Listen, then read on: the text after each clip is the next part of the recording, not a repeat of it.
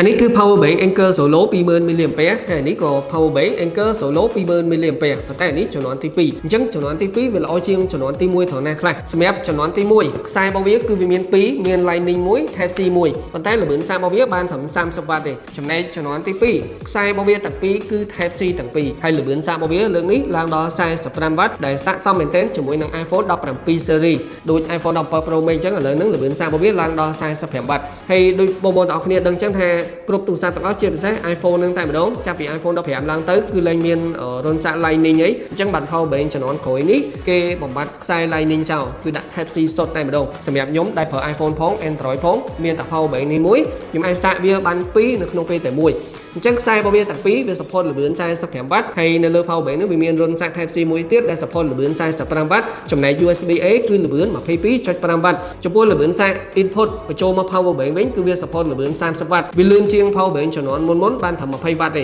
អញ្ចឹងមានន័យថាពេលដែល power bank យើងអស់ថ្មយើងសាកវាទៅវាឆាប់ពេញជាងមុននៅលើ power bank នោះវាមានជាមួយនឹងអេក្រង់ដែលបង្ហាញពីភាគរយថ្មប៉ុន្តែវាមានមុខងារពិសេសមួយដែលគេហៅថា trickle charging នៅពេលដែលយើងចុចប៊ូតុង power 2 ដងវានឹងលោតសញ្ញាពណ៌បេតុងទូចមួយដែលនេះវាបញ្ជាក់ថាវាបានចូលទៅកាន់មុខងារ trickle charging ដែលមុខងារនេះសម្រាប់សាកនីអាការឆ្លាតវៃសាកកាស Bluetooth របស់យើងឬមួយក៏ accessory តូចៗដែលវាត្រូវការកម្លាំងវ៉ាត់ទាបអញ្ចឹងយើងអាចប្រើមុខងារហ្នឹងសាកទៅកាន់ accessory របស់យើងបានប៉ុន្តែហ្នឹងសម្រាប់ខ្ញុំគិតថាវាក៏ដូចជាមិនសូវជាចាំបាច់ខ្លាំងដែរពីព្រោះ power bank ឥឡូវវាឆ្លាតឧទាហរណ៍ថាខ្ញុំសាកមកកាន់ iPhone 17 Pro Max របស់ខ្ញុំអានេះវាបញ្ជូនសារមក power bank វាថាវាត្រូវការល្បឿនសាក45 W អញ្ចឹង power bank វានឹងបញ្ជូនមក45 W នៅពេលដែលខ្ញុំសាកជាមួយនឹងកាស AirPods Pro កាស AirPods Pro វាប្រាប់ power bank នេះថាវាត្រូវការកម្លាំងសាកតាម1 W ឬក៏2 W ទេអញ្ចឹង power bank វានឹងបញ្ជូនមកត្រឹម1 W ឬក៏2 W ទៅតាមហ្នឹងទៅតាមឧបករណ៍ប្រើប្រាស់របស់យើងវាត្រូវការកម្លាំងប៉ុណ្ណាវាបញ្ចូលមកប៉ុណ្ណឹង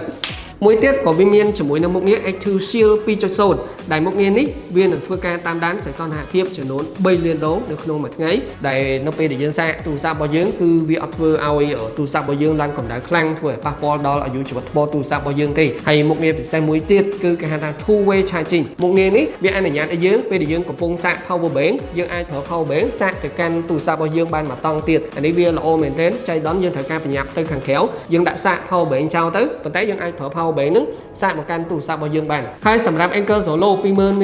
នេះក៏វានៅតែមានជាមួយនឹង C 3 ដងដែលយើងអាចយកឡើងយន្តហោះបានវាធានានៅសុវត្ថិភាពខ្ពស់នៅក្នុងការប្រើប្រាស់អូខេអញ្ចឹងបើសិនជាបងប្អូនទាំងអស់គ្នាមានចំណាប់អារម្មណ៍ជាមួយនឹង Anker Solo 20,000 mAh អាចមករកទិញបាននៅហាងលក់ទូរស័ព្ទដៃនីកាគ្រប់សាខាទាំងអស់តម្លៃដដែលទេតម្លៃខ្ញុំនឹងបង្ហាញនៅលើវីដេអូហ្នឹងបាទចំពោះការ design រូបរាងអីហ្នឹងគឺដូចគ្នាទម្ងន់420ក្រាមដដែលវាខុស